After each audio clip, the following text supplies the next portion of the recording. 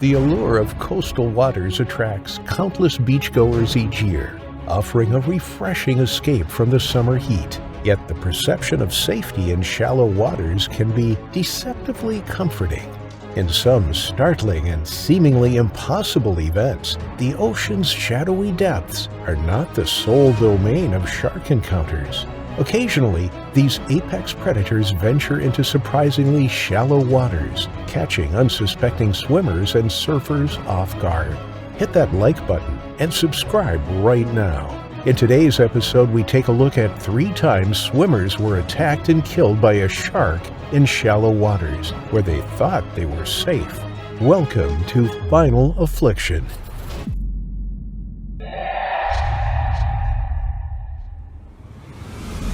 Piedade Beach, in Brazil's northeastern city of Greater Recife, is known as a shark hotspot. Since 1992, there have been 62 shark attacks, of which 25 have been fatal. But the draw of the ocean is ever present with the white sandy beaches and calm blue waters. Lifeguards patrol the seas, scanning the water for any signs of distress, but even they cannot prevent a shark attack.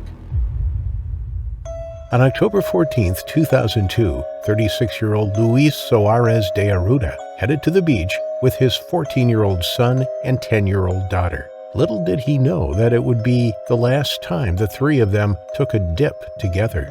There were others in the sea, but it was Luis who was about to be the target of an apex predator. A tiger shark was swimming parallel to the beach. Its dark shadow just below the surface went unnoticed. It glided along, seeking out prey. It could sense the vibrations from the beachgoers. It was curious and swam in for a closer look. The splashes and shouts from those playing in the sea could have been mistaken for an animal in distress, something that the shark may consider as food. Luis and his children swam to about 20 meters or 60 feet from the shore. They were enjoying the cool water. The air temperature was dropping as afternoon was drawing to a close, but the sun was still high in the sky. The shark had spotted the 3 of them. It now changed course and made a beeline for the young family. Luis was unaware of what swam below him, but there had already been 5 shark attacks in that area alone that year. Signs had been erected along the beaches to warn people of the dangers, and yet they still swam in the sea. Being so close to shore gave a false sense of security to so many. People often assume that wading in waist-high water means that they are less likely to be attacked, but sharks can drive themselves onto the sand in pursuit of prey. They frequent the shallows, as that is sometimes where shoals of fish swim.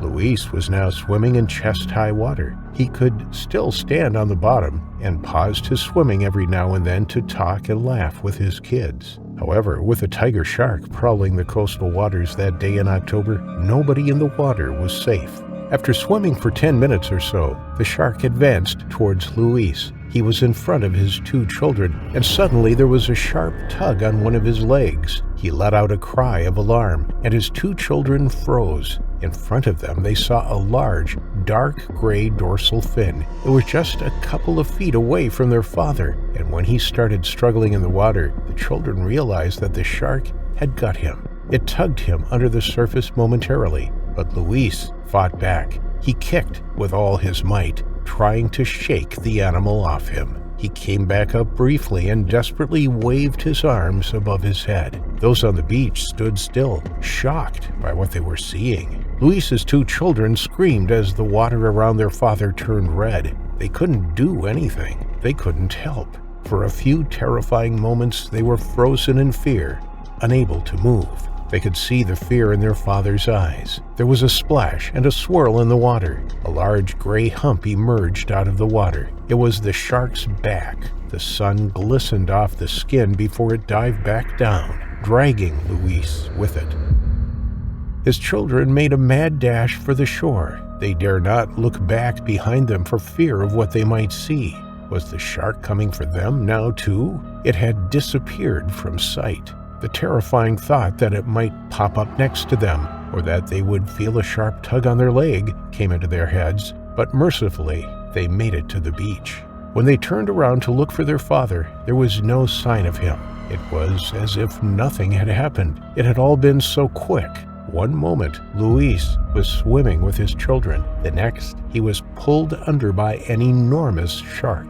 Although time seemed to stand still during the whole attack, and the memory of seeing their desperate father will play out in the minds of his children over and over again, the attack only lasted about 5 seconds. It was determined to be a predatory attack. The shark hadn't attacked out of a case of mistaken identity. This time, the shark had seen potential prey and made a deliberate attempt to take it down. As the minutes ticked by, the hope that Luis had somehow survived the ordeal faded. Emergency crews were scrambled to the location. They took to the water, scouring the sea for any sign of the father. As the maritime group of the Pernambuco Fire Department motored their boat along the shoreline, they could see a thick blood stain in the water that stretched for 5 meters. It was clear that Luis had likely bled to death by now, or he had drowned. When evening drew in, all hope was lost for Luis. The following morning, the search continued, but now the fire department were looking for any remains of the victim. Near where the attack occurred, a chunk of body was found washed up on the beach. It was thought to be part of Luis's hip. It was a grotesque finding and hugely traumatic for his family. Only a month before, a 19-year-old student was attacked on the same beach. He was lucky enough to survive the ordeal, but his leg was amputated as a result. Following the dangerous and deadly attacks that seemed to plague that particular stretch of Brazil's coastline, the City Council of Recife proposed closing a 2-kilometer stretch of the beach. This was considered unnecessary by shark and marine experts. Netting off a large section of the water would likely move the problem on elsewhere. Instead, councilors suggested that a greater effort was made to educate people about sharks and the dangers of swimming in the area. It considered marking the particularly dangerous areas off with buoys so that people were aware exactly where the shark attack hotspot was, and they also deemed it necessary to purchase a boat armed with a harpoon that would patrol the waters and slay any sharks that came too close to shore. Luis's death was a terrible tragedy, but there have continued to be shark attacks along the 12.5-mile coastline of Greater Recife. More recently, in 2021, a man was mauled by a shark when he went to urinate in the sea. 51-year-old Marcelo Rocha Santos had been drinking with friends when he waded into the surf with a friend. The water came up to just below their waists as they relieved themselves. Moments later, a shark leapt from the water, severing Marcelo's hand and taking a bite out of his leg. He was pulled to the beach by his friend, but died at the scene. In 2023, terror reigned once more. On March 5th, a 14-year-old girl was attacked and lost her leg. Remarkably, the very next day, on March 6th, another teenage girl, Kaylane Timoteo Freitas, was dragged from the water by lifeguards after being attacked by a shark. The shark severed her left arm. She was airlifted to hospital and survived the terrifying ordeal. Even as she was carried away in a stretcher, people remained in the sea. Lifeguards had the unenviable task of wading into the water to remove people. It is little wonder why that stretch of Brazil's coastline has earned it a top spot in the top 10 for most shark-infested beaches. Locals believe that the construction of the relatively new Soape port is to blame. During construction, water flow from 3 rivers into the sea was diverted. This blocked the typical routes taken by sharks, and now, to make the same journeys as before, the sharks need to swim closer to shore. With so many people enjoying the water, human-shark encounters at Piedade Beach are now considered common, with many more expected to meet their terrifying final affliction. Russell Harris was born and raised in the UK, but he had an adventurous spirit and loved traveling the world. When he had visited America, he had met the love of his life, Jennifer. The two of them later married and moved to Australia to allow Russell to pursue his line of work.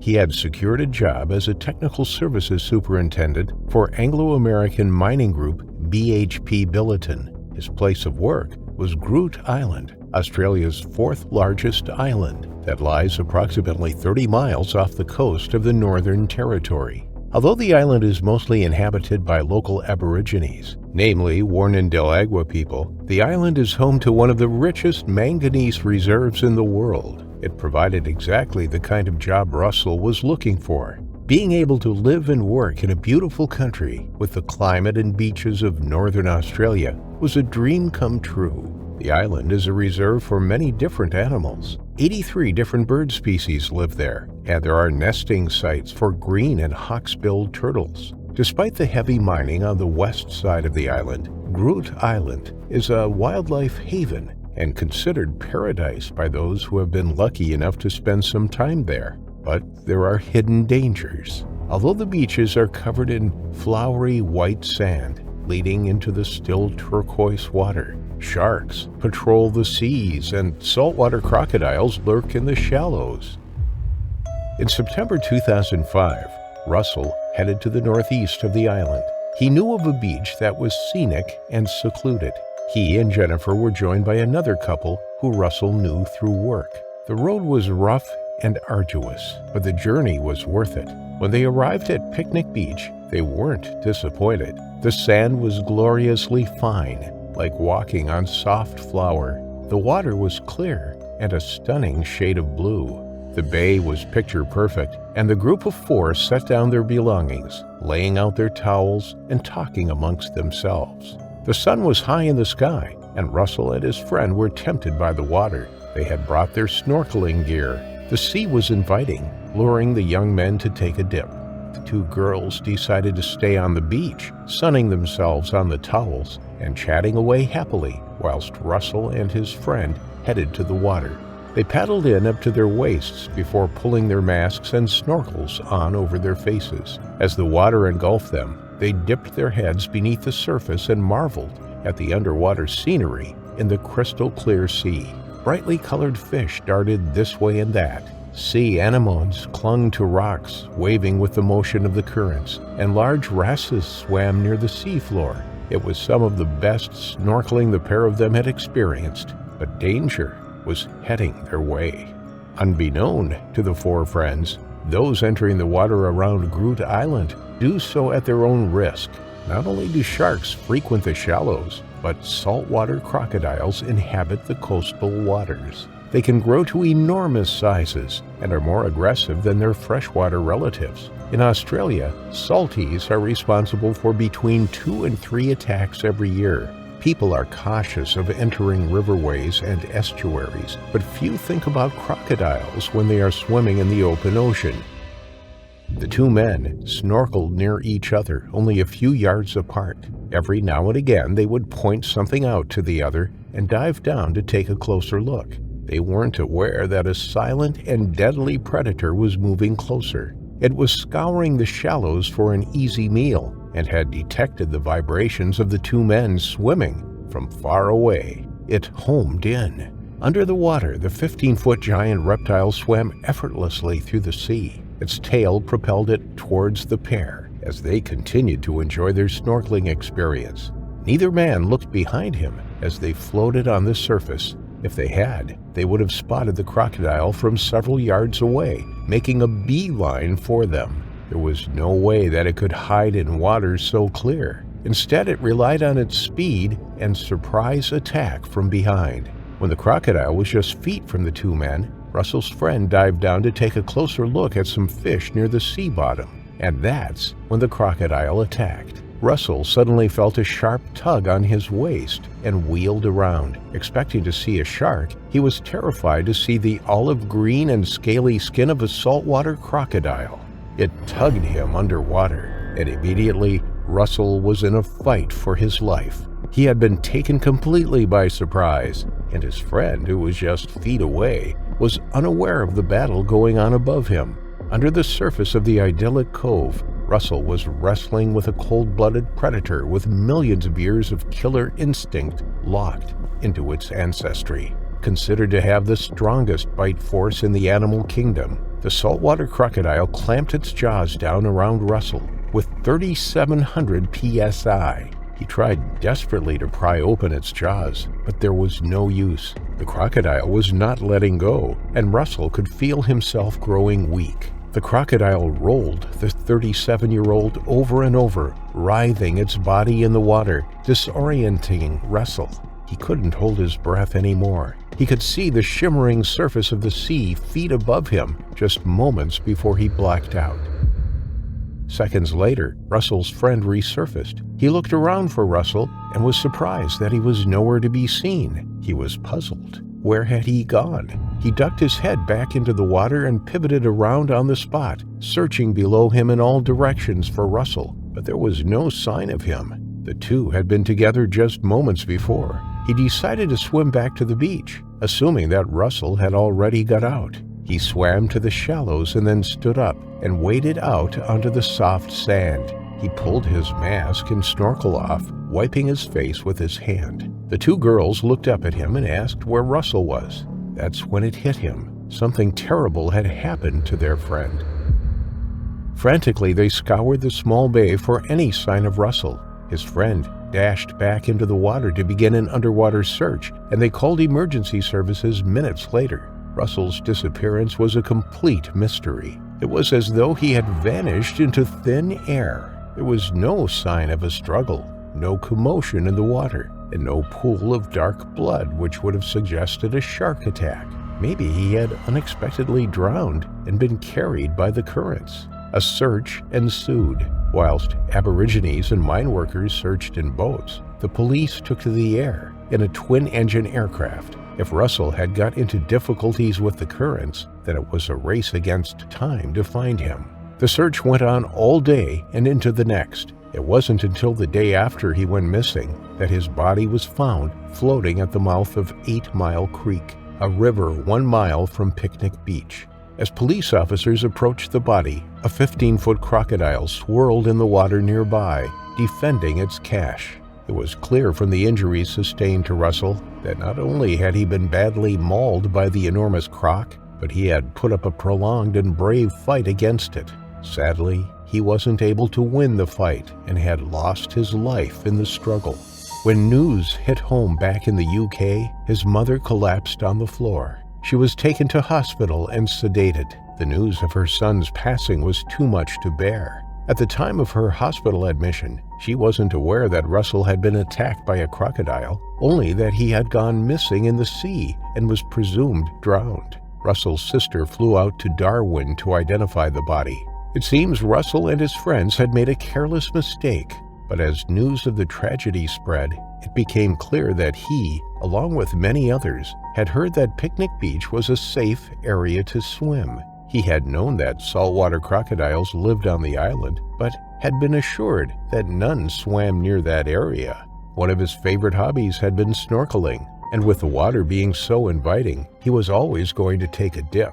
Had he known that a large crocodile was swimming nearby, however, then obviously he wouldn't have entered the water on that fateful day. It was a tragic and terrifying final affliction. March 22, 2014 in South Africa dawned bright and warm.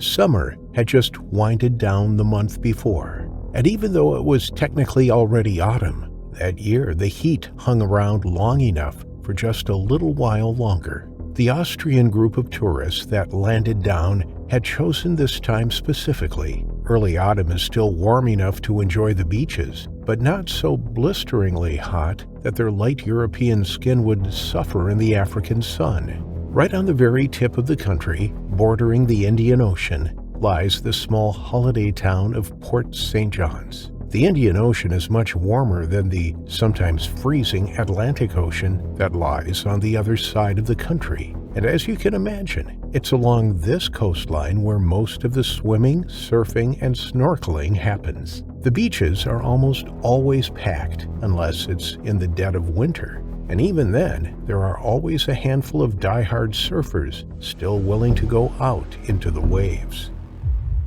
As popular a destination as Port St. John's is, it's not very well patrolled. The reality is that of all of South Africa's nearly 3,000-mile coastline, every single inch of it is swarming with deadly sharks. Places like Jeffreys Bay, the Durban beaches, and Hartenbos are just busier and require the most attention. Port St. John's is not exactly on most tour groups' lists of hotspots. It's mostly frequented by locals, so it doesn't get as much traffic as the rest. You won't see any lifeguards here, and patrol vessels are at a minimum. Only the shark warning signs that dot the beach gives any indication that there might be any danger here. But in fact, it's one of the country's busiest breeding grounds for the colossal man-eating bull sharks. Had this group of Austrians, mostly made up of retirees, known this, maybe they'd have sought out another beach to cool off in. They only came to visit the iconic African safaris, the easy mountain trails, and they wanted to try out the local cuisine. But as soon as they landed, all of them decided that it was a good idea to find some water before heading inland to see the wild animals. Even along the coast, and in autumn no less, the heat was getting to them all.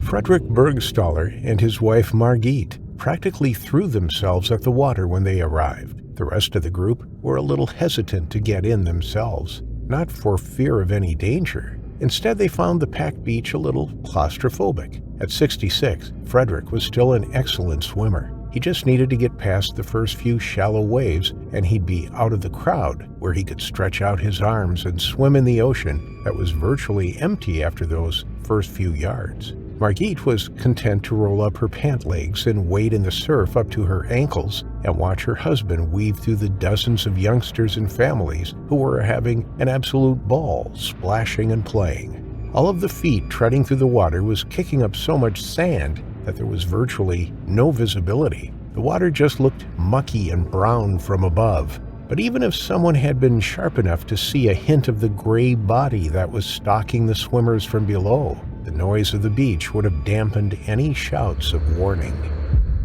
The animal had been moving just out of reach, hoping to hone in on one person in particular. But the mass of moving limbs was confusing. Every time it decided on a target, the whole mass of people's patterns shifted, and it had to start hunting all over again. That's until Frederick stepped into the water. Just as he got in up to his waist, he turned around to wave at Margit. Those few seconds he spent to stand still was enough for the shark to focus on him, and his stark white skin didn't help the situation much. Among the bodies and the shades of brown and black around him, Frederick stood out like a beacon in the murky water. It's almost no surprise that he was the one that the predator finally got a lock on. Poor Frederick was doomed the moment he set foot in the water. Frederick turned back to face the open sea, getting ready to dive headfirst in to catch some speed to swim out even farther, when the beast reared out of the dark. Frederick stumbled back, but it was too late, and the shark was too close. It grabbed him by both of his legs and lifted the man clear out of the water. It was like an explosion. One moment all was well, and the next there was absolute chaos when the animal and man burst out of the water, scattering the crowd instantly. Flecks of red and blue showered the people as they ran and shoved each other out of the way. The sudden uproar of stamping feet, splashes, and panicked screams were so deafening that it drowned out Frederick's own screams of fear and pain. The upsurge of chaos was so bewildering that the shark's jaws slacked for just a moment. That was all Frederick needed to rip himself free. Pushing with his hands against the animal's snout, he could feel the razor-sharp teeth tear through his skin as he pulled himself loose. In the instant that Frederick was free, he turned and began to run on his torn and shredded legs, but his limbs just couldn't hold him up after the beating that they just took. Frederick went down before he even took 2 steps in the direction of the retreating crowd. The beast was on him again. Horrified, Margit and the crowd saw Frederick pull back to throw a punch. He would have hit the approaching 2-meter-long monster square in the nose, but almost like it had been anticipating this very reaction, the shark opened his mouth just as Frederick's fist shot forward. His arm sank into the deep and dark gullet right up to his shoulder. And yes, the shark bit down, taking the entire right arm clean off the socket. Lifting his only remaining arm, Frederick attempted one last time to land a punch, But with legs that didn't work and a spewing hole where his right arm used to be, he simply sank beneath the surface with a final spray of blood that was swallowed by the water. Huddled on the sands, the crowd huddled in terror, no one daring to go into the vicious splashing that was happening just yards from them. Helpless, they were forced to watch as the shark fed on Frederick right in front of their eyes. Margit, hysterical, attempted to run into the surf, but two South African teenagers stopped her from running to her death. She struggled so fiercely that one of the boys, a 19-year-old, had to push her into the sand and sit on top of her to keep her out of the water. He begged for her to stop, while the other boy grabbed her hand, promising to stay with her. The terrible scene went on for another 15 minutes before the waters finally became still and there were no longer any signs of violent splashing. And only then did emergency services arrive. But their only job now was to fish what was left of Frederick out of the water and to get the traumatized Margit to the hospital. That young boy held onto her hand until the ambulance doors closed and he was left standing on the beach, watching the ambulance drive away. Another vehicle took Frederick's remains away. Besides his right arm, Frederick's entire lower body was gone, and most of the organs in his abdomen had spilled out too. You'd think that such a gruesome death would mean the end of swimming at Port St. John's. But no. Less than an hour later, the surf was full of people again, none of them even aware of the terrible attack that had just happened in the very waters that they were swimming in. And even now, 14 years later, there are still no lifeguards or boats patrolling the waters, just a handful of signs that stand crooked and rusting in place to warn swimmers of the danger beneath the waves until someone else is inevitably taken by the gray monsters that lurk beneath the surface and meets their own terrifying final affliction.